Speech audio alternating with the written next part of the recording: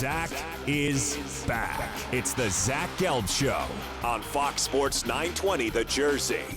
609-919-9200. Welcome back into the Princeton Orthopedic Associates studios. This is the Zach Gelb Show, and time right now in our Princeton Orthopedic Associates studios, 4:15. What a tremendous story the Princeton basketball team was this year. You all know it if you listen to this show.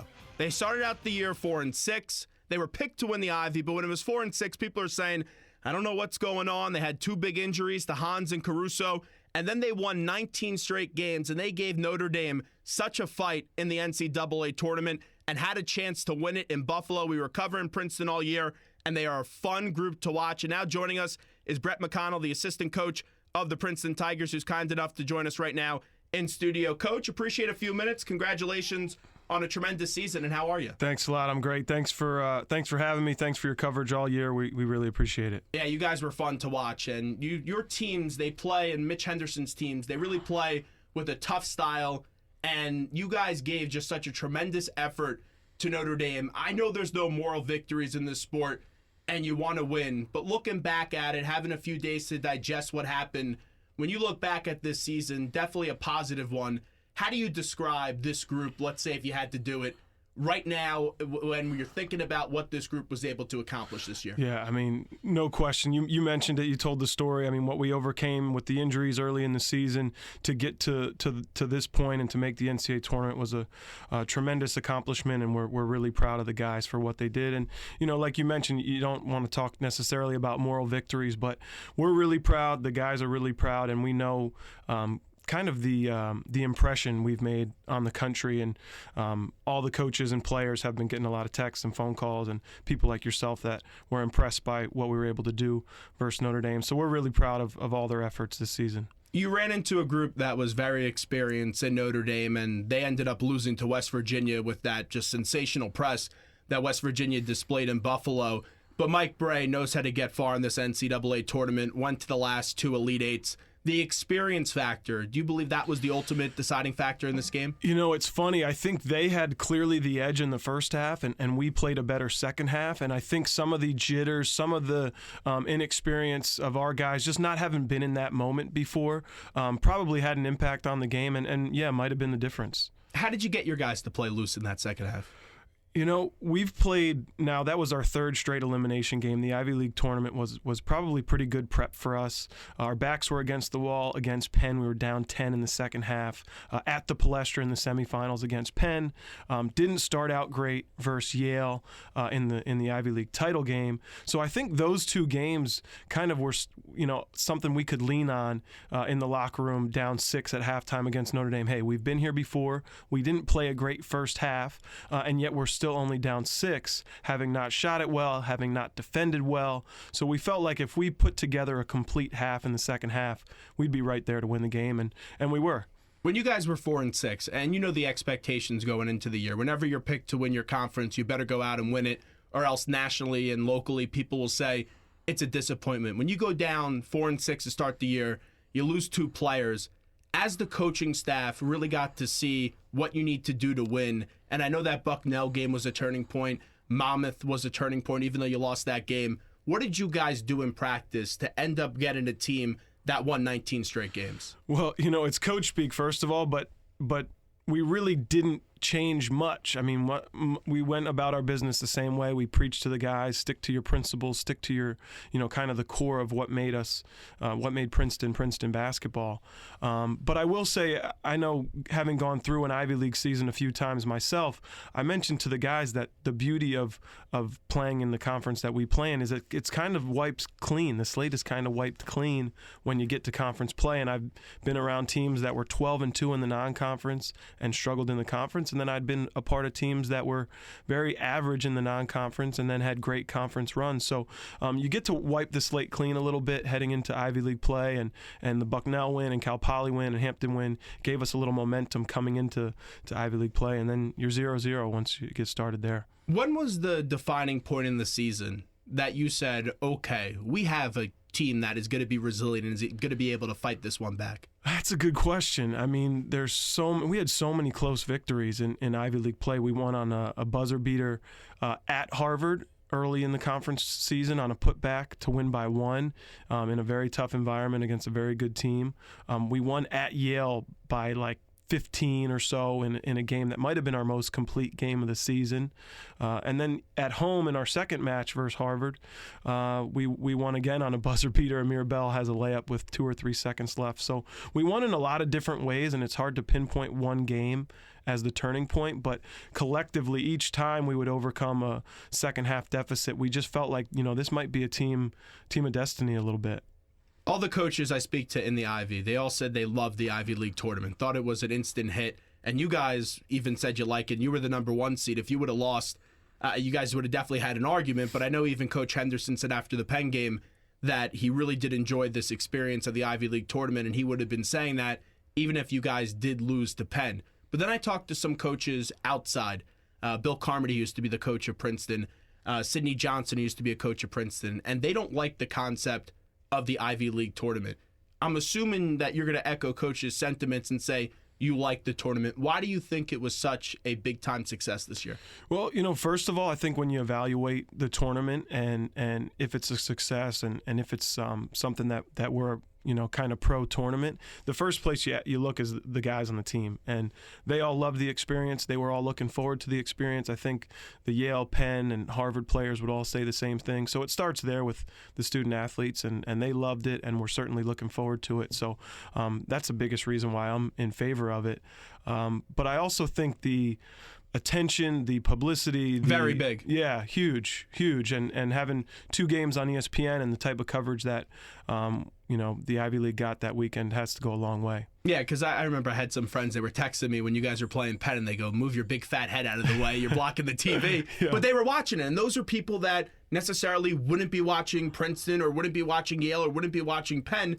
But that exposure, I think, is so big for the conference, and you got to adjust with times. I know there's these people that they're so big on tradition, and tradition's important in any program.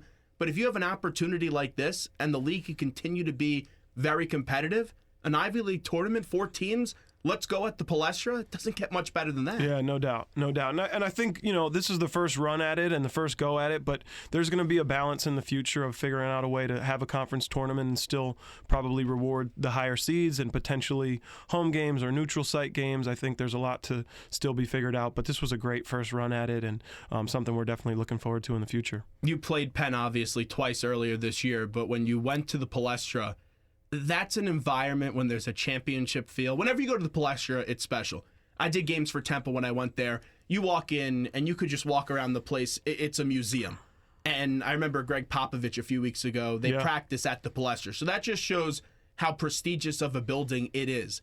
But when you have that kind of atmosphere with the Ivy, how do you prepare your team for that situation? Hey, you guys are the number 1 seed, but everyone in there, besides your dedicated fans that show up, are going to be rooting against you to see a Penn victory. How do you get those guys ready for that, Coach? I don't think you can prepare the team for it. And if you watch the first half, you would know that there was nothing we could have done to prepare them for that moment until they got into that environment and felt that pressure of an elimination game on a lower seed's home floor.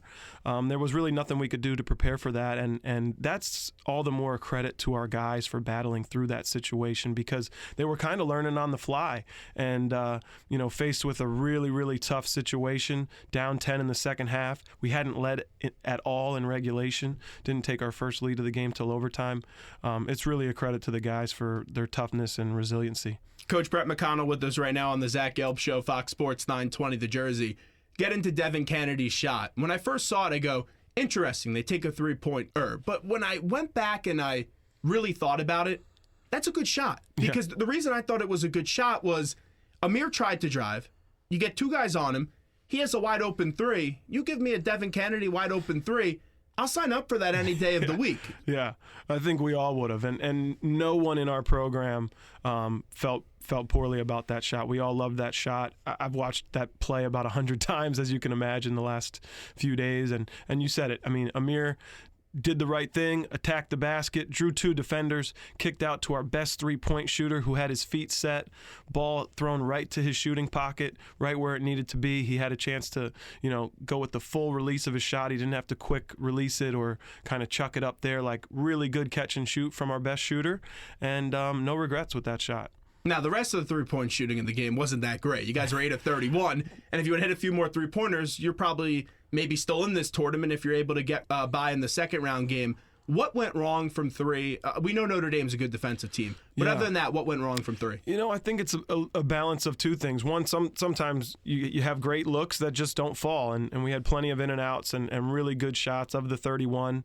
We had plenty of really good looks that didn't drop, and then we had probably a couple that were a little faster than we would have liked them to be, a little bit more contested than we would have liked them to be, and maybe not inside-out drive and kick type shots. But that's going to happen. Notre Dame's a good defense, and again, you're playing in a kind of a new experience for some of our younger guys. So we really felt good about overall the approach that our guys had. When you guys are poorly shooting consistently in a game, which is rare the way that you guys shot the ball, I saw a little bit in that game against Notre Dame. You went to a few looks where Spencer Weiss was backing down the defender that did get a few buckets. What are you saying in the huddle to the players? Because I know there's not some magical thing that you're going to say and then boom, about 6-7 threes would start falling. It would be nice if that's happening. But what do you try to do to maybe try to break the slump in the middle of a game? Yeah, well, certainly we love getting Spencer the ball inside on the block because, number one, he can score down there, and number two, he ends up getting really great looks for our guys if he draws help or a double team on kickouts. Those are going to be really high percentage three-point shots. So certainly that was a point of emphasis in the huddles. Let's try to get the ball inside to Spencer or even Miles, see if we can get some good shots at the rim or some inside-out shots. But also you want to give the guys confidence because, like I said, some of those shots we missed were good looks. So you don't want to discourage the guys. Hey, you get another good look, you shoot it with confidence and knock it in. With the senior class that you guys had, everyone keynotes, obviously, Spencer Weiss and Stephen Cook and what they've done for the program. And you've been able to see them grow and be freshmen, sophomores, seniors, juniors, and then seniors. This is a special group that won an Ivy League championship, and that's how they're going to be remembered. When it ends so abruptly and you are trying to get to the next game and you're in this elimination style play, what do you say to those seniors?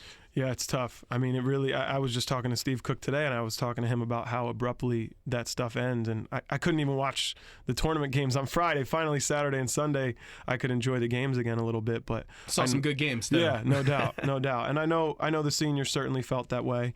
But really, in that locker room after the game, we just told them how proud of them we were, how much we loved them, and the fact that their impact goes well beyond just this season, the impact they've had on the juniors, the sophomores, the freshmen, and really the future of Princeton basketball will forever have their mark left on it. Whenever you win a championship, the next year everyone's gunning for you. They want to dethrone the champs. You guys also went undefeated, so everyone wants that revenge factor on you for next year. Sure. Moving forward, and I know there's some pieces still to come in and whatnot, tell me what you like so far about this current group for next year. Well, it starts, I think, in the backcourt with Amir Bell, Devin Kennedy, and Miles Stevens, 3 really experienced guys that played major minutes this year, all had really important performances in big games in crunch time. The experience they got in the NCAA tournament, the Ivy League tournament, I think is a lot to build on. We have a lot of really good young pieces as well, a good recruiting class coming in. So I think the future's really, really bright. There's again, some guys that maybe didn't play much this season. It's a really deep roster we had that were playing behind Cook and Weiss and Miller that will have a chance to step up, and I think the future's really bright. With Amir, it's very impressive what he was able to do this year because he got out to a slow start, and when you get taken that starting role away, and I know everyone could say, oh, it doesn't matter how you start, it matters how you finish, but every kid wants to start. Mm-hmm. And when he comes off the bench and was able to be that productive that he was in that new role. First off, how did he take it initially when you made the change? And just to see the way that he really changed his game this year, how rewarding is that as a coach? I couldn't be more proud of anything or anyone that's happened this season than Amir Bell. And I don't know if we have a full hour to talk about this because I could go on and on about Amir's approach to everything, but he is so humble. He's an incredible leader. Nothing changed. The day he found out he's going to come from starting, he started every game as a freshman and sophomore. And played well. And played very well. Really well. Very well. First 5 games of the season started I guess it was 5 or 6 games he started, and nothing changed for him. His approach never changed. His work ethic never changed. His leadership to his other teammates, younger teammates, even guys that maybe started in his place, helping Devin make a read or get the guys organized. I mean, nothing changed for Amir Bell from that day on, and I couldn't be more proud of him for the way he's approached this season, the way he's led by example this season. He's an incredible teammate, an incredible person, and he deserves all the success that came his way. It wouldn't surprise me if one day he becomes a coach. No doubt. He's so intelligent. No doubt. I mean, I'm gonna try to recruit him to whatever staff I'm on. I'm gonna try to recruit him here at Princeton to coach, but he's gonna have a lot of options, and he's gonna have a long playing career too. So hopefully I can twist his arm at some point. You got the big award last year where they recognized you in the NCAA tournament for the 30 under 30. That was the big list that you were on. How did you fall in love with the game of basketball? Oh, man. That happened really, really early on. My dad worked in athletics at Rutgers for a long time. I was lucky enough to attend thousands of Rutgers basketball games, really all sports at Rutgers, but something about basketball at the Rack. It's kind of a old, famous gym. Really loud, incredible atmosphere and environment, especially in some of my younger days heading to the games there. But that's really when I fell in love with basketball, and more than anything, maybe March Madness. I mean, these tournaments every March. I think I was running pools when I was in 3rd grade at elementary school, collecting money. But I fell in love with March Madness and the NCAA tournament, and it's been a dream come true to be able to coach in that environment. When you were at Rutgers, and obviously it started before you went there, but just how much were you able to learn when you were physically at Rutgers? Yeah, when I was a manager at Rutgers, I was really, I think, looking back, really lucky to get the opportunity to work for 2 different head coaches. Fred Hill, who's now an assistant at Seton Hall, and Gary Waters, who recently retired from Cleveland State. But 2 head coaches that had really, really different philosophies, really different ways of going about things, different ways of recruiting, and X's and O's and styles were very different. So looking back, I really learned a lot from 2 very different coaches with very different styles. With the Seton Hall, since you mentioned it, I don't get how that was a flagrant foul. That's a tough one. That's a tough one. I think that was Friday, right? So yeah, it was Friday. I wasn't watching live or too closely, but I certainly felt for them. And you hate to see any games decided by questionable calls. Northwestern, being another one. It's a tough way to end your season. Getting back to some of your players, though, Miles Stevens. When I watched him in the Ivy, it was the most impressive to me that I've seen him play. And people could talk about the offense and the putback, which saved your guys this season. We're not probably talking about Princeton in the NCAA tournament if you go down to Penn in that game and he doesn't have that enormous play. But what he's able to do defensively, and he does it so quietly. He makes a block, and it's not like he's standing over the guy and trying to intimidate them. Yeah.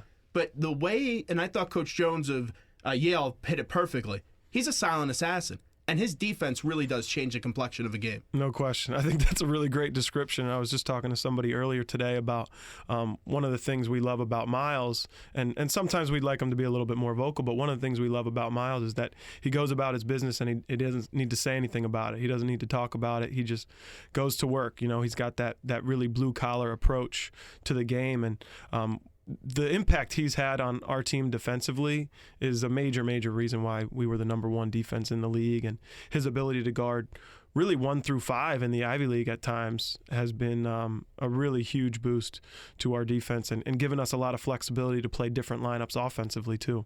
People change, we all know that, and his play, you guys are satisfied with that. In the summer, is there a way that you could try to make him be a little bit more loquacious?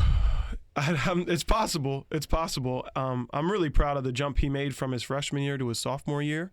If you look at statistically, percentage-wise from 3, he made such a big jump, and we're going to challenge him to make another jump from his sophomore year to his junior year, to not be satisfied with Defensive Player of the Year and first team All-Ivy, to strive for some higher goals, set some higher goals.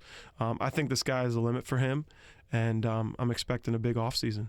Wrapping up with Coach Brett MacConnell, who joins us right now, assistant coach for the Princeton basketball team. Let's get into some of the games over the weekend after you got out of the depression and you got out of your room with all the dramatic music and everything, and you finally started watching these games. Yeah. Let's get to Villanova. 57-50. They're up. You have DiVincenzo. He hits a 3 with about 5:30 to go. And we talk about that experience. When I'm watching that game in Buffalo, he hits that three. I'm thinking, oh, Villanova's going to close this out. That's what they do. That's why they're defending national champions.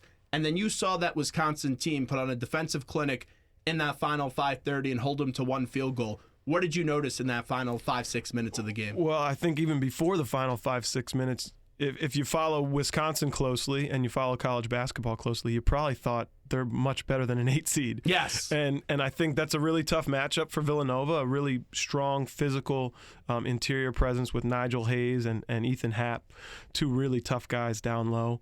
And I just never counted Wisconsin out because of how good they are defensively. And they overcame some foul trouble. Koenig came back from foul trouble down the stretch. Happ had foul trouble. So for them to stay within striking distance despite some of those guys having to sit for extended stretches, you knew you couldn't count them out. And then just some big plays from some really big-time performers.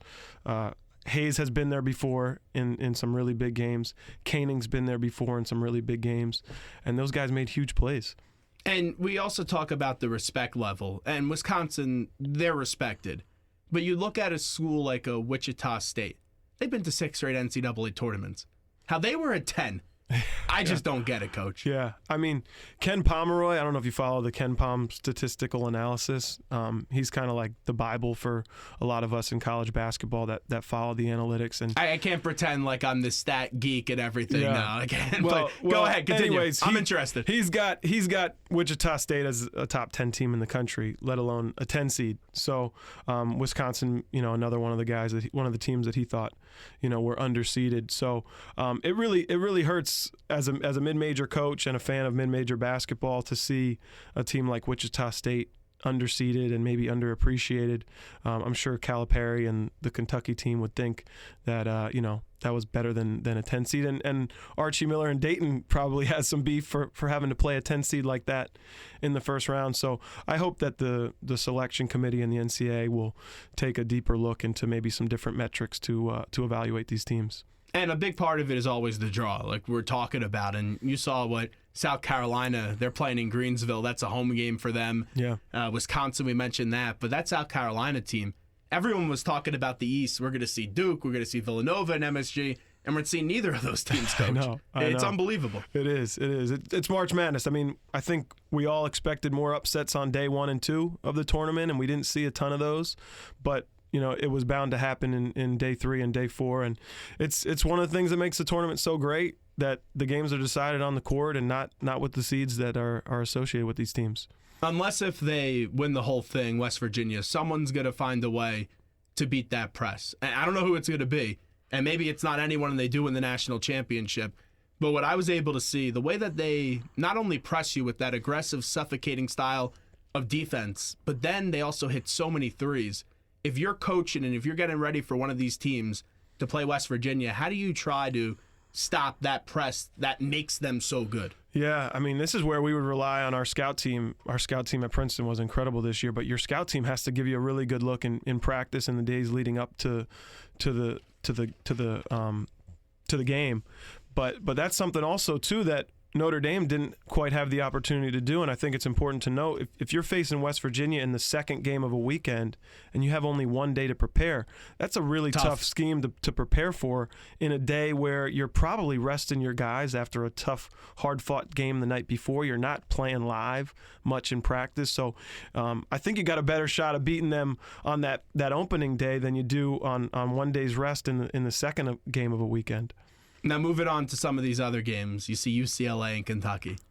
Just as a fan of basketball, you could sit down and watch that thing and hope it never ends. Oh, man, it's going to be awesome. It's going to be awesome. There's a lot of games I'm looking forward to this weekend, but that one, just the name recognition alone and some of the high-profile young players in that game, it should be incredible. You know what it's like to go on a run, and you guys went on a run this year, won 19 in a row.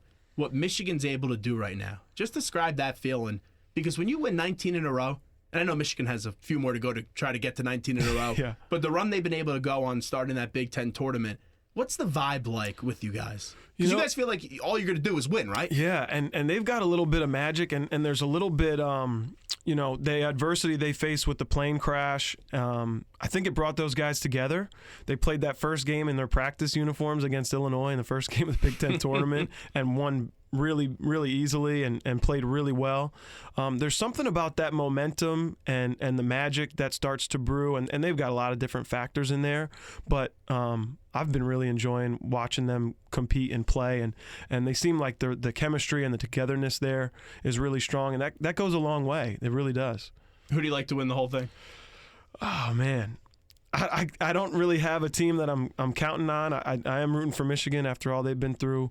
I like Wisconsin. I like kind of their style. Those are two of the teams you've mentioned. But I'm just hoping to see good games, and certainly this weekend we did see that. Now, final one, getting back to you personally, as we're talking to Coach Brett McConnell. You even saw with your head coach, Mitch Henderson, the road that he had to take to becoming a head coach. And the goal for you, obviously, is to become a head coach one day. Some guys, it happens very quickly. Some guys, they have to wait 10, 15, sometimes even 20 years. Yeah. Take me through the process of trying to get to that spot and the diligent work that you put in right now. Yeah, I mean, for me and the advice I've always gotten from when I was young and when I was a manager trying to break into this thing, like, just do the best job you can at the job you're at, and the rest falls into place. So that's been my approach here at Princeton. I'm really proud of the work that I've done and we've done as a staff here at Princeton, and that's where my focus is right now. So hopefully we can keep winning Ivy League titles, and if we do, then things will work out for me personally. How much basketball did you play growing up?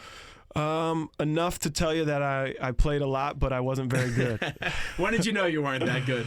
I mean, early on. I was smart. I was a smart kid. I knew pretty early on. Hey, when I was 8 years old, I said I wanted to be a baseball player. Then by 9, I realized that wasn't happening. I wasn't that good. Broadcasting, right? Yep, Perfect. Exactly. Perfect. That's how it went. Yeah. So with that being said, when you're trying to become a head coach, and there's a lot of coaches that have become head coaches and haven't been players, how do you try to make yourself more unique and get that respect with the players that even though you weren't a Division I basketball player, you weren't a professional player, they still respect you? Yeah, I think if you put in the work and you show your you show the guys that you have a command over what you're trying to teach them, the scouting report, the way to attack Notre Dame, the way to defend Notre Dame. If they see that you're confident, you're committed, they can count on you. They learn to trust that you know what you're talking about. You'll be fine. The whether you played or not, if you can help them and help the team win, that's what's important to them. What are you doing to get ready for the season now? I'm sure you're ready to just get going. I know. Hey, all right, let's get to practice. Let's go. You want to win, you got to have good players. So that's what this week's going to be for me. Our guys are on spring break. This is about recruiting and making sure that 2018 class, the current juniors in high school, are hearing from Princeton. And really right now they're excited to hear from Princeton after the run we had.